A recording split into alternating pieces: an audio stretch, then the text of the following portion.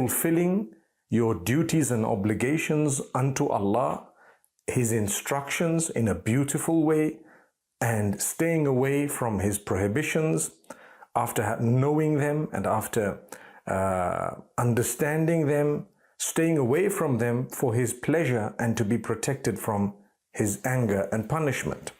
So that is taqwa. Allahu, Allahu, Allahu, Allahu, Allah. Firstly, in Surah Al-Baqarah, Allah subhanahu wa ta'ala says, يا أيها الذين آمنوا كتب عليكم الصيام كما كتب على الذين من قبلكم لعلكم تتقون. O you who believe, fasting has been prescribed upon you just like it was prescribed upon those before you, in order that you may achieve God consciousness. Taqwa. Taqwa has an encyclopedia full of meaning, subhanallah. But in a nutshell, it's developing the correct relationship with Allah, fulfilling your duties and obligations unto Allah, His instructions in a beautiful way, and staying away from His prohibitions after knowing them and after understanding them, staying away from them for His pleasure and to be protected from His anger and punishment. So that is taqwa.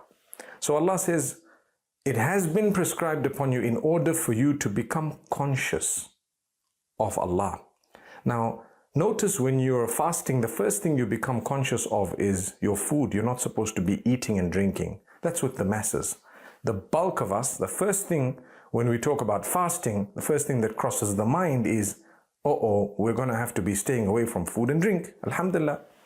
So, you become conscious of food and drink. Did you know that you could earn the pleasure of Allah through food and drink if you were to eat that which is halal and pure and clean and tayyib, meaning it's been nurtured in the correct way and so on. And you could earn the anger of Allah through your food and drink if it is haram, if it is intoxicant, if it is something that displeases Allah that He has prohibited.